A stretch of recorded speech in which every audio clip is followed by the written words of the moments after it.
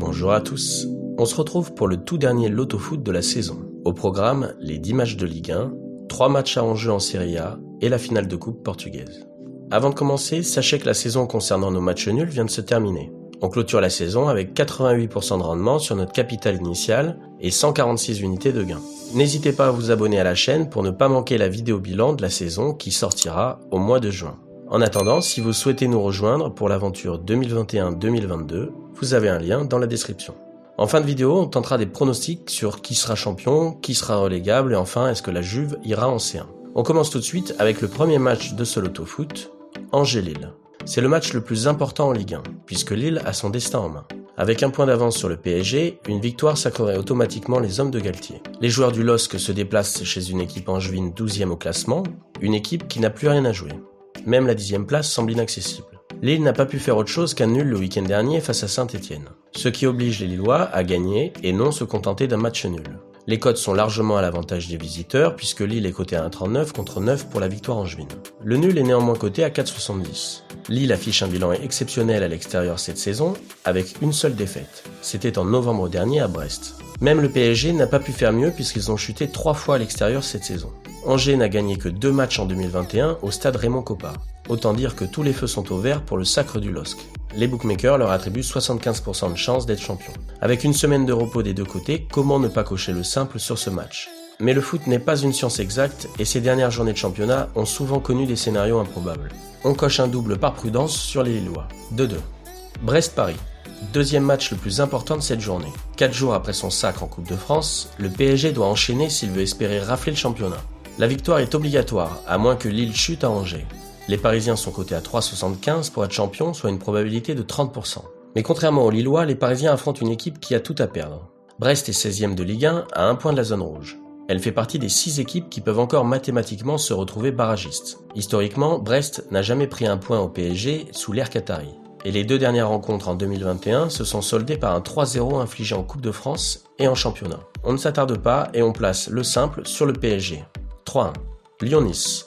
Depuis sa défaite face au LOSC à domicile fin avril, Lyon reste sur 3 victoires, avec une moyenne de 4 buts marqués sur ces 3 matchs. Les Niçois sont 9e et ne peuvent pas espérer mieux que la 8e place. La cote des Lyonnais est extrêmement faible, 1,22. C'est la plus faible de ce Loto-Foot avec le match de Naples. Lyon espère qu'une chose, que Monaco chute à Lens pour leur chipper la 3e place synonyme de barragiste pour la C1. Après une semaine de repos, on connaît l'habitude des Lyonnais à bien finir leur saison. On place un simple logique sur les Guns, 2-0. Lens-Monaco. Monaco peut tout perdre cette semaine. 4 jours après sa défaite en Coupe de France, s'ils ne gagnent pas à Lens, ils ont de gros risques de finir 4e. Et même si Kovac a fait des changements nécessaires dès la 60e pour préserver ses meilleurs éléments, les Monégasques n'auront pas la fraîcheur physique des Lensois. Des Lensois qui ne comptent pas enchaîner une 4e défaite en championnat, après celle de Bordeaux, Lille et Paris. Les Lensois pourtant bien placés pour l'Europa League, il y a encore quelques semaines, ont vu leur chance s'amenuire au fil des résultats. C'est évidemment le match d'un top 4 le plus indécis. Mais malgré les apparences, Monaco peut encore croire au titre, du moins mathématiquement. Pour cela, Lille et Paris doivent perdre et les rouges et blancs s'imposer à Bollaert. Les bookmakers estiment ce scénario probable à moins d'1%, soit une cote de 500. Ce qui veut dire qu'à la dernière journée de Ligue 1, l'écart est tellement faible qu'une équipe peut encore être championne ou finir 4e. On va placer notre premier triple dans ce match très incertain. Un partout. Metz-Marseille. Qui aurait cru qu'à la dernière journée de la saison, Metz se retrouverait à 6 points de la zone rouge, après avoir titillé l'Europe pendant plus d'une demi-saison. Il suffit d'un nul aux Marseillais pour s'assurer l'Europe. Le pénalty de Milik à la 95e contre Angers leur permet d'aborder cette dernière journée plus sereinement. Metz reste néanmoins sur une inquiétante série de 6 défaites de suite à domicile en Ligue 1. Les hommes de Sampaoli devraient faire le travail, mais attention au match nul. Le double sur l'OM, 2-1. Nantes-Montpellier. On a parlé des matchs importants pour le haut du classement. Voici le match qui peut sauver tout un club. L'illustre club de Nantes est barragiste pour la descente en Ligue 2, 8 ans après en être sorti. Ils ont fini en boulet de canon avec 4 victoires de suite pour 13 buts marqués. En face, Montpellier piétine à la 8e place sans pouvoir espérer mieux. Au passage, le 0-0 de Montpellier face à Brest le week-end dernier était probablement notre dernier match nul de la saison. Devant Nantes, 3 autres équipes se trouvent à un seul point, Brest, Strasbourg et Lorient. Et Nantes, on l'a vu, vient de soigner son goal average, ce qui en fait le meilleur des 4 équipes. Un nul suffirait donc probablement à Nantes pour rester dans l'élite, puisqu'on part du principe qu'au moins une des 3 autres équipes perdra, sachant que Brest reçoit le PSG et que Strasbourg et Lorient s'affrontent. Les Nantais sont donnés largement favoris par les bookmakers, qui estiment que Montpellier lèvera le pied. Néanmoins, Ce n'est pas parce qu'une équipe doit gagner qu'elle l'emportera de façon automatique. 1,52 pour les Canaries, on va se couvrir sur un nul, le double à la Beaujoire, 0-0. Reims-Bordeaux, le 13e qui reçoit le 14e. Deux équipes à 42 points, soit 2 points de la zone rouge. Les deux équipes ont tout intérêt à se neutraliser pour rester en Ligue 1. Bordeaux a fait bonne impression et a probablement sauvé sa saison le week-end dernier en s'imposant 3-0 face à Lens, tandis que Reims en prenait 4 au parc. Les Rémois n'ont plus gagné un match depuis 2 mois, soit 7 matchs sans victoire. Pourquoi pas un match nul dans ce match? On tente le simple osé sur le nul, un partout. Encore une fois, ce genre de pronostic est totalement indépendant de nos pronostics match nul. Rennes-Nîmes. Le 7e reçoit l'avant-dernier. Rennes ne peut plus espérer l'Europe, mais peut encore finir 7e.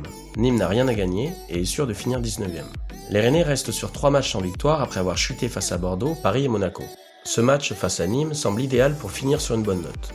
Comme souvent, Rennes a très bien démarré mais a craqué sur le long terme. Pour leur première saison en Champions League, ils n'ont pas à rougir de leur parcours.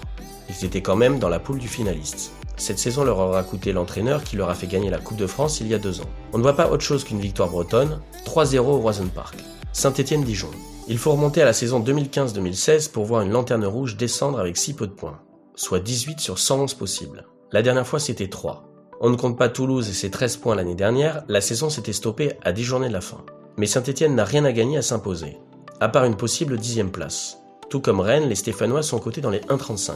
Mais attention, quand il n'y a pas d'enjeu important, les résultats de la dernière journée sont souvent imprévisibles. On va se couvrir sur le 0-0 en prenant le double sur les Verts.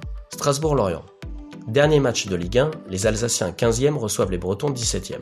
On l'a vu tout à l'heure, ces deux équipes font partie des 4 équipes très fortement susceptibles de finir 18e et barragistes. Originalité de ce match, la cote du match nul est cotée à 2,20, ce qui n'est même pas le cas pour un match de Ligue 2. Habituellement en Ligue 1, un match nul est coté dans les 3,30. Mais Strasbourg a logiquement la préférence des bookmakers à 2,67 contre 4,70 pour Lorient.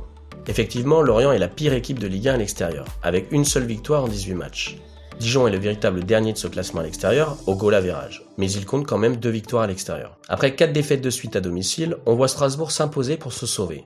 Lorient possède le pire goal average des 4 équipes sur la sellette, c'est pourquoi ils sont logiquement favoris chez les books, pour finir barragiste à une cote de 1,75. On place le simple sur Strasbourg, 1-0. Braga-Benfica, finale de la Coupe portugaise. Benfica n'a pas pu se qualifier pour la Ligue des Champions. Ils ont fini 3e et iront donc en Europa League, tout comme Braga qui finit 4e. Néanmoins, 12 points séparent les deux équipes. Cette saison, Benfica est allé gagner à Braga et vice-versa. C'est donc une finale très équilibrée qui va se jouer. Historiquement, il n'y a pas photo. 2 coupes pour Braga contre 26 pour Benfica. Pourtant, les bookmakers attendent un match plus serré. 3,70 pour Braga contre 2,10 pour Benfica. On ne voit pas de surprise dans ce match. On va placer un simple sur Benfica sans se couvrir. 2-0. Naples-Vérone. Dernière journée de Serie A. Tout est encore très serré dans le haut du tableau. 3 équipes se disputent les 2 dernières places restantes pour la C1. Actuellement, c'est la Juve qui est hors jeu, puisque 5e à 1 point de Milan et Naples. Mais l'Atalanta 2e affronte le Milan AC 3e. Une victoire suffit au Napoli pour s'offrir une qualification en Ligue des Champions. En face, Vérone est assuré de finir 10e. Les deux équipes possèdent une semaine de repos. On ne voit pas Vérone compromettre les plans napolitains. Le simple sur les hommes de Gattuso. 2-0. Atalanta-Milan.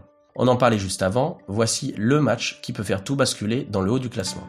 Il faut préciser qu'en Italie comme en Espagne, en cas d'égalité, c'est le face-à-face entre les équipes qui détermine le classement. Ainsi, même si l'Atalanta perd ce match, elle est assurée de ne pas se faire dépasser par la Juve. Ce qui ne signifie pas que Bergame va se relâcher, mais simplement que leur place en Ligue des Champions est déjà assurée. Mais l'Atalanta a pris un coup sur la tête ce mercredi.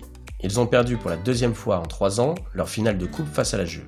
Le Milan disposera donc de 3 jours de repos supplémentaires. Un match très équilibré où les books cotent l'Atalanta à 2,58 contre 2,45 pour le Milan. On va placer notre deuxième triple dans ce match, car le match nul n'est pas non plus improbable. 2-2. Bologne-Juventus, dernier match de ce dernier loto-foot de la saison. On l'a vu, la Juve vient de remporter la Coupe d'Italie. Mais une saison sans Ligue des Champions est inenvisageable pour un club de ce prestige. Si Naples l'emporte face à Vérone, la vieille dame n'a pas 36 options. Ils doivent espérer que le Milan ne gagne pas à Bergame, c'est leur seul espoir. Est-ce que l'Atalanta pourrait se venger de sa défaite en finale en se laissant battre par Milan, pour ainsi affaiblir un club en le privant de C1 ? Probablement pas, puisque Bergame tient à sa 2e place. Évidemment, inutile de dire que la victoire est impérative pour la Juve pour espérer autre chose que la C3. La Juventus est d'ailleurs cotée à 1,26 à Bologne, soit la 3e plus petite cote de ce loto-foot. À l'instar de Vérone, pour Naples, Bologne est 11e et ne peut espérer mieux. On va donc s'orienter logiquement sur un simple pour ce dernier match. 3-1 pour la Juve.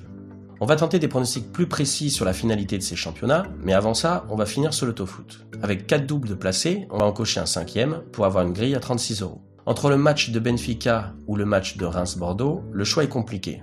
On a bien envie de laisser notre simple sur le nul, mais en même temps, ce choix reste risqué. Côté portugais, la finale pourrait être plus équilibrée qu'on le pense. On pourrait également placer un double sur Benfica et Braga.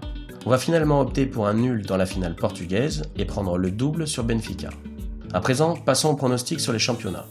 Attention, ces pronostics sont purement pour le fun. Ce n'est pas forcément des pronos que nous allons jouer. On va se mouiller et dire que le PSG va réussir à passer devant Lille, accroché à Angers. La cote du sacre parisien est à 3,25. Concernant la relégation, Lorient est le favori des bookmakers pour finir barragiste. Mais rien ne dit que Nantes remportera son match. Brest risque aussi de perdre face à Paris, mais leur goal average les sauvera face à Lorient. Lorient ou Nantes sont donc nos favoris pour finir barragiste, contrairement au book qui privilégie Brest à Nantes. S'il fallait en choisir un, on opterait pour Lorient. En Italie, même si Bergame est toujours très solide à domicile, leur match de coupe pourrait leur coûter leur 2e place. On voit Milan ne pas perdre et la Juve terminer 5e de Serie A et donc privée de Ligue des Champions la saison prochaine. Merci de nous avoir permis de franchir la barre des 10 000 abonnés, c'était un objectif de longue date. On va probablement envoyer un pari fun intéressant dans notre Discord pour cette dernière journée, alors n'hésitez pas à nous rejoindre, le lien est dans la description. On se retrouve pour la vidéo bilan de notre saison 2020-2021 avec tous les résultats de nos pronostics match nuls. À très bientôt.